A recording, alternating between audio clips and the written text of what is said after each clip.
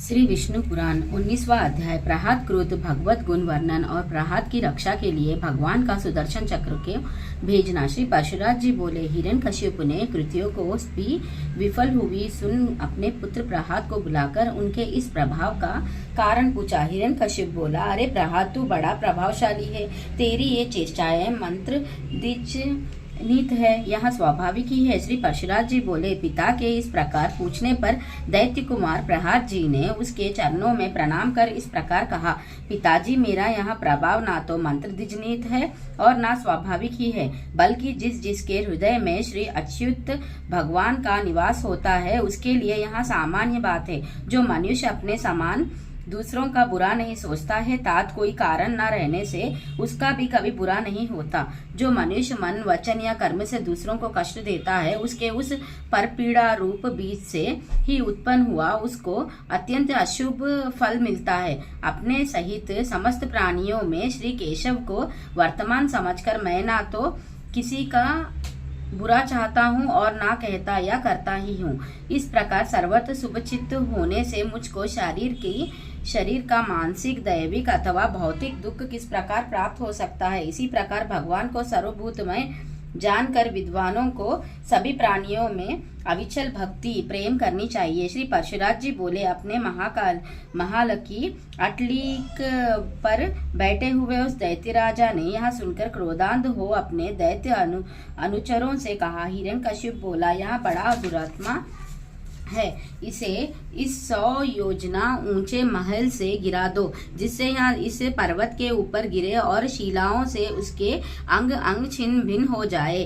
तब उन समस्त दैत्य और दानवों ने उन्हें महल से गिरा दिया और वे भी उनके टकलने से हृदय में श्री हरि का स्मरण करते करते नीचे गिर गए। जगतकृता भगवान केशव के परम भक्त प्रहात जी के गिरते समय उन्हें जगतधात्री पृथ्वी ने निकट जाकर अपने गोदी में ले लिया।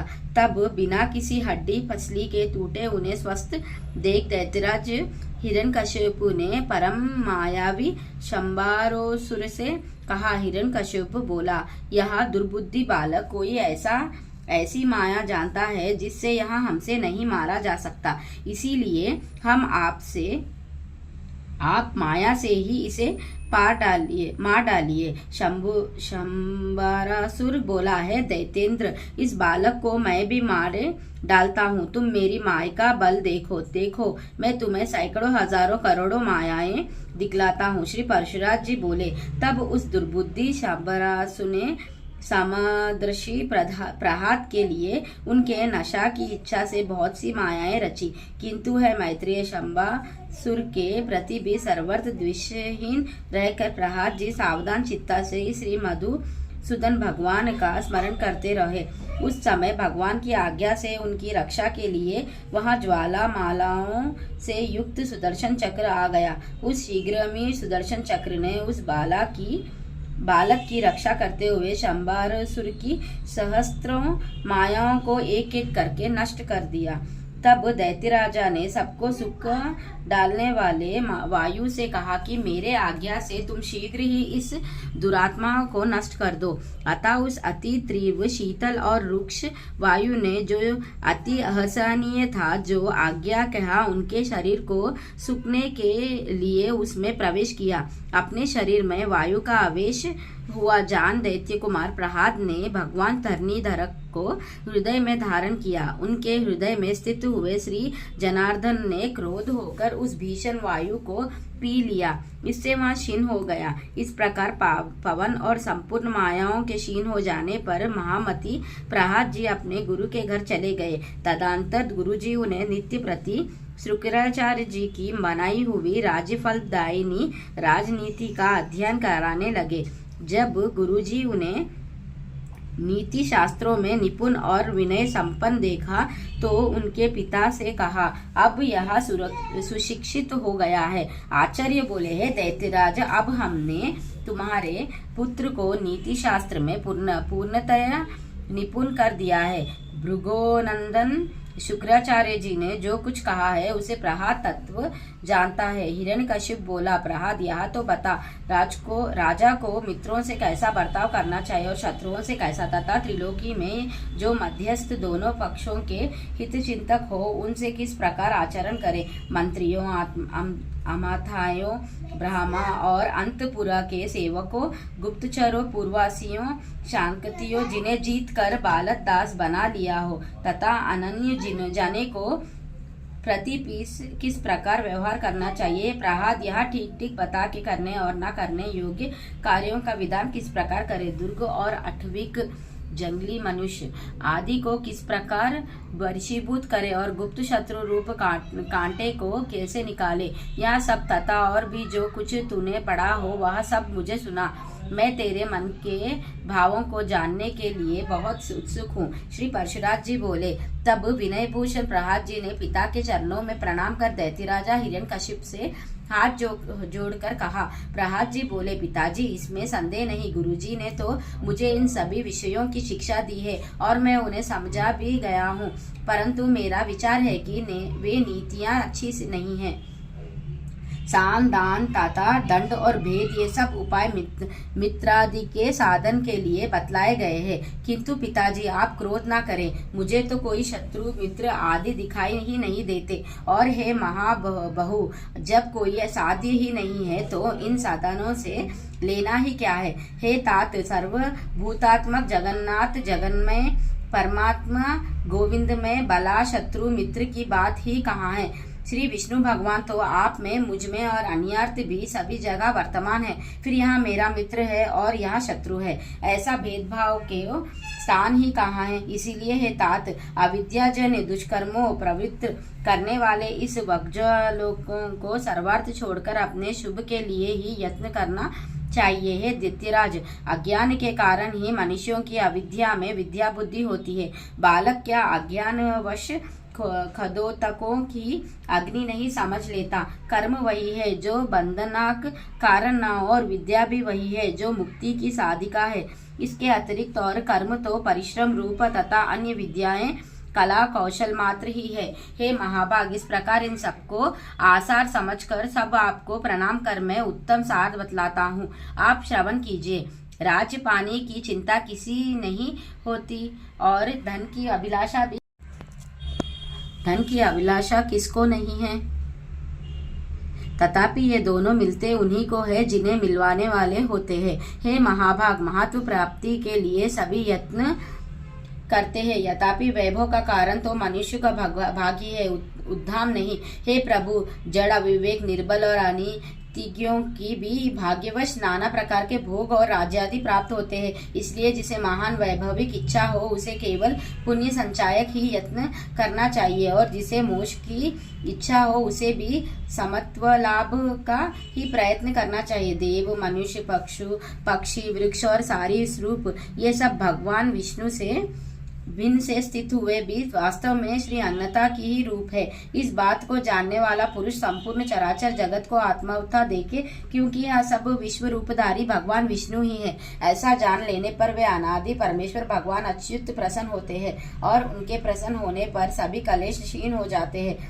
श्री परशुराम जी बोले। यहाँ सुनकर हिरण्यकश्यप ने क्रोध पूर्वक अपने राज सिंहासन से उठकर पुत्र प्रहलाद के वक्ष स्थल में लात मारी और क्रोध तथा अमर्ष से जलते हुए मानो संपूर्ण संसार को मार डालेगा, इस प्रकार हाथ मलता हुआ बोला। हिरण्यकश्यप ने कहा, हे विप्रचित्ता, हे राहु, हे बल, तुम लोग इसे भली प्रकार नाग पक्षा में बांधकर महासागर में डाल दो। देरी मत करो, नहीं तो संपूर्ण लोक और दैत्य दानव आदि भी इस मूढ़ दुरात्मा के मत की ही अनुगमन करेंगे, अर्थात इसकी तरह वे भी विष्णु भक्त हो जाएंगे। हमने इसे बहुतेरा रोका, तथापि यह दुष्ट शत्रु की ही स्तुति किए जाता है। ठीक है, दुष्टों को तो मार देना ही लाभदायक होता है। श्री परशुराम जी बोले। तब उन दैत्यों ने अपने स्वामी की आज्ञा को शिरोधारी कर तुरंत ही उन्हें नाग पाशाओं से बांधकर समुद्र में डाल दिया। उस समय प्रहलाद जी के हिलने डुलने से संपूर्ण महासागर में हलचल मच गई और अत्यंत शोभक कारण उसमें सब और ऊंची ऊंची लहरें उठने लगी। हे महामते, उस महान जल पुरा से संपूर्ण पृथ्वी को डूबती देख हिरण्यकश्यप ने दैत्यों से इस प्रकार कहा। हिरण्यकश्यप बोला, अरे दैत्यों, तुम इस दुर्मात्मिकों को इस समुद्र के भीतर ही किसी और से खुला ना रखकर सब ओर से संपूर्ण पर्वतों से दबा दो। देखो, इसे ना तो अग्नि ने जलाया, ना यह शस्त्रों से काटा, ना सर्पों से नष्ट हुआ और ना वायु, विष और कृत्यों से ही क्षीण हुआ, तथा ना यह मायाओं से, ऊपर से गिरने से अथवा दिग्गजों से ही मारा गया। यह बालक अत्यंत दुष्ट चित्ता है, अब इसके जीवन का कोई प्रयोजन नहीं है, अतः अब यह पर्वतों से लदा हुआ हजारों वर्ष तक जल में ही पड़ा रहे। इससे यह दुर्मति स्वयं ही प्राण छोड़ देगा। तब दैत्य और दानवों ने उसे समुद्र में ही पर्वतों से ढककर उसके ऊपर हजारों योजनाओं का ढेर कर दिया। उन महामती ने समुद्र में पर्वतों से लाद दिया जाने पर अपने नित्य कर्मों के समय एकाग्रित चित्तासी श्री अच्युत भगवान की इस प्रकार स्तुति की। प्रहलाद जी बोले, हे कमल नयन, आपको नमस्कार है। हे पुरुषोत्तम, आपको नमस्कार है। सर्वलोकत्मान, आपको नमस्कार है। हे तीक्ष्ण चक्रधारी प्रभु, आपको बारंबार नमस्कार है। गौ ब्राह्मण हितकारी ब्राह्मण देव भगवान कृष्ण कुमार, नमस्कार है। जगत हितकारी श्री गोविंद को बारंबार नमस्कार है। आप ब्रह्म रूप से विश्व की रचना करते हैं, फिर उसके स्थित हो जाने पर विष्णु रूप से पालन करते हैं और अंत में रुद्र रूप से संहार करते हैं। ऐसे त्रिमूर्ति धारी आपको नमस्कार है। हे अच्युत, देव, यक्ष, असुर, सिद्ध, नाग, गंधर्व, किन्नर, पिशाच, राक्षस, मनुष्य, पशु, पक्षी, स्थावर, पिपलिका, चींटी, सरीसर्प, पृथ्वी, जल, अग्नि, आकाश, वायु, शब्द, स्पर्श, रूप, रस, गंध, मन, बुद्धि, आत्मा, काल और गुण, इन सबके परमार्थ की रूप आप ही है। वास्तव में आप ही ये सब है। मैं आप ही विद्या और अविद्या, सत्य और असत्य तथा विष और अमृत है, तथा आप ही वेदोक्त प्रवृत्त और निर्वृत्त कर्म है। विष्णु, आप ही समस्त कर्मों के भोक्ता और उनकी सामग्री है, तथा सर्व कर्मों के जितने भी फल है ये वे सब भी आप ही है। हे प्रभु, मुझमें तथा अन्यंत समस्त भूतों और भुवनों में आप ही के गुण और ऐश्वर्य की सूचिका व्यक्ति हो रही है। योगी गण आप ही का ध्यान धरते हैं और यज्ञगण आप ही का यजन करते हैं, तथा पितृगण और देवगण के रूप से एक आप ही हव्य और कव्य के भोगते हैं। हे ईश, यह निखिल ब्रह्मांड ही आपका स्थूल रूप है। उससे सूक्ष्म यह संसार पृथ्वी मंडल है, उससे भी सूक्ष्म ये भिन्न भिन्न रूपधारी समस्त प्राणी है। उनमें भी जो अंतरात्मा है वहाँ भी और भी अत्यंत सूक्ष्म है।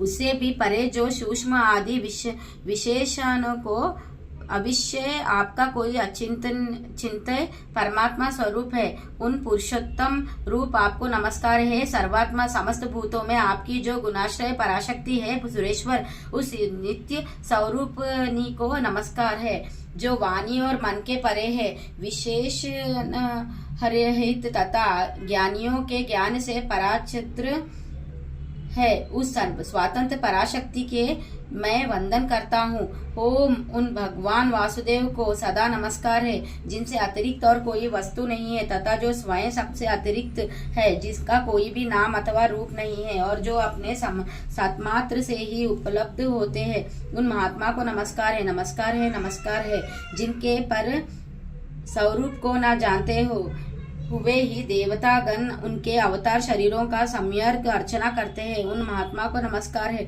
जो ईश्वर सबके अंत कारणों में स्थित होकर उनके शुभाशुभ कर्मों को देखते हैं। उन सर्वसाक्षी विश्वरूप परमेश्वर को मैं नमस्कार करता हूँ, जिनसे यहाँ जगत सर्वथा अभिन्न है। उन श्री विष्णु भगवान को नमस्कार है, वे जगत के आदि कारण और योगियों के ध्याय अव्याय हरि मुझ पर प्रसन्न हो, जिनमें यह संपूर्ण विश्व ओतप्रोत है। वे अक्षर अवि और सबके आधारभूत हरि मुझ पर प्रसन्न हो। ओम जिनमें सब कुछ स्थित है, जिनमें सब उत्पन्न हुआ है और जो स्वयं सब कुछ तथा सबके आधार है, उन श्री विष्णु भगवान को नमस्कार है। उन्हें बारंबार नमस्कार है। भगवान अनंत सर्वगामी है, अतः वे ही मेरे रूप से स्थित है, इसीलिए यह संपूर्ण जगत मुझ ही से हुआ है। मैं ही यह सब कुछ हूँ और मुझ सनातन में ही यह सब स्थित है। मैं ही अक्षय नित्य और आत्माधार परमात्मा हूँ, तथा मैं ही जगत के आदि और अंत में स्थित ब्रह्म संज्ञा का परम पुरुष हूँ। इस प्रकार श्री विष्णु पुराण के पहले अंश में 19वां अध्याय समाप्त। श्री विष्णु भगवान की जय। विष्णु पुराण की जय।